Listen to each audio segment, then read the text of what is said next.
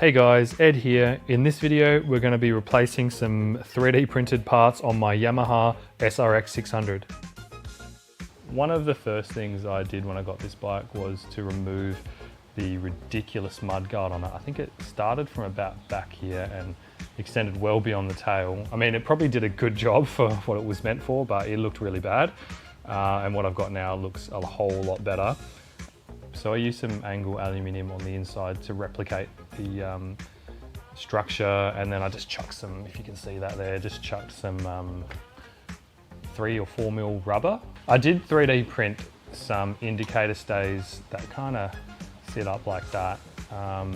They worked really well, but being a PLA, they just keep breaking. In fact, the other day I went for a ride and noticed one was broken, replaced it on the other side, and then came back to the shed and realised this side was broken as well, and I was like, you know what, bugger that, sick and tired of that.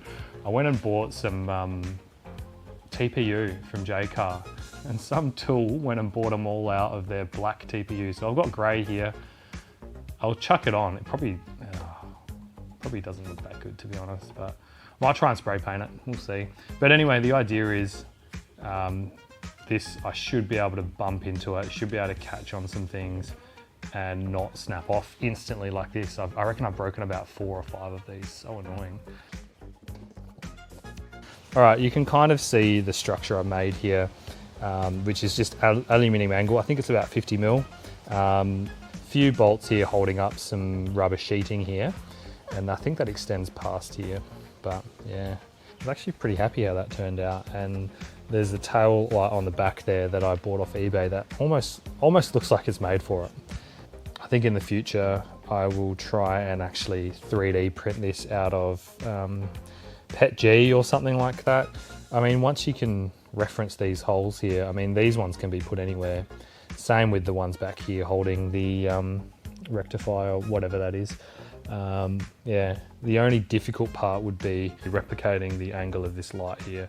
From memory, I think I just bolted a L bracket here, like along the back here, and kind of just bent it and kept bending it and screwing these up and bending it and finally getting the right angle there. Anyway, enough talk. Let's actually do it.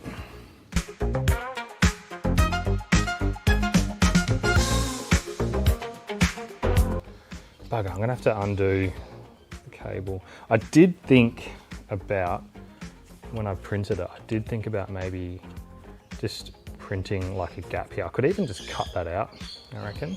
And then you'd be able to slide the cable on and then just straight in. In fact, I'm gonna do that. Let me go get my cutters.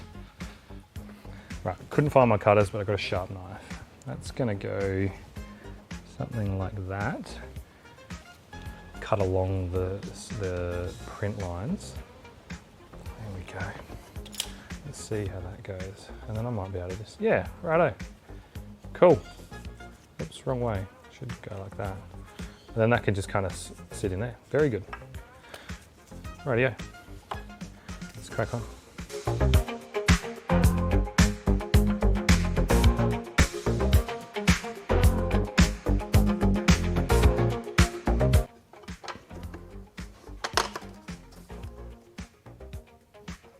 All right, I don't think I'm gonna bother with this. I reckon I'm gonna reprint it. In one of the updates for this print, I did add a gusset in there, and I reckon, because I reckon if I got a larger washer, maybe a washer all the way to the end there, that'd stop it from pulling away. But I can't be bothered fishing out, you know, and drilling and all that kind of crap. Man, absolute mess. Kind of half moved into the garage and moving more every day, and there's just stuff everywhere. Right, I decided to actually make a new, like a washer, I guess.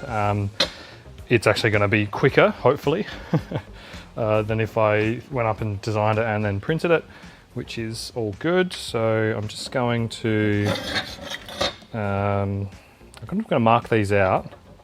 It'll have to go that way, I reckon. Yeah, I'll just mark these out and then drill them and then cut them out.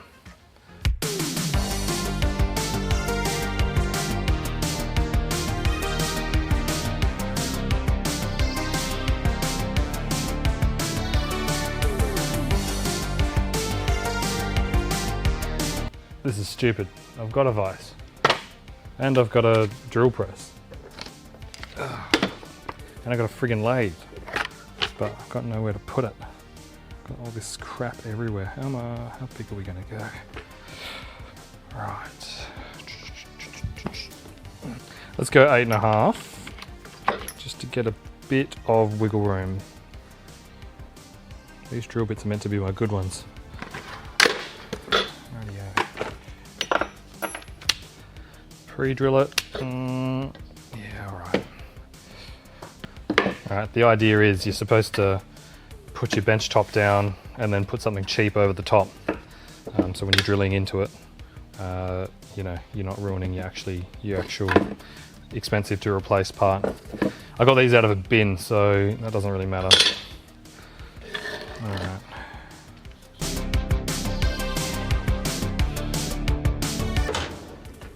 Oh, first time. Need a flap disco. Brand spanker. How good.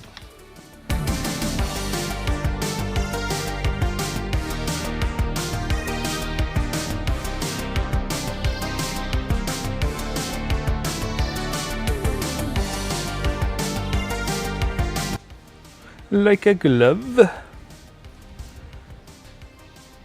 Well, not really, actually. That will do. You're not even going to be able to see it. I don't care. Let's go. Should be that.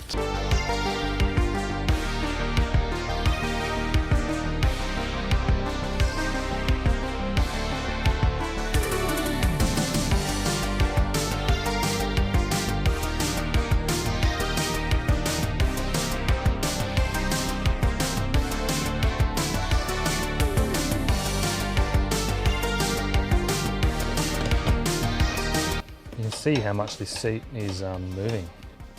I reckon the TPU, prime candidate to fix that as well. I reckon that'll be next.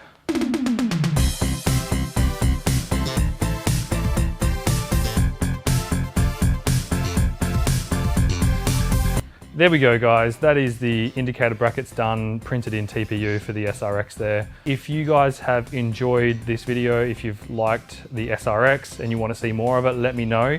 Chuck us a like, chuck us a comment.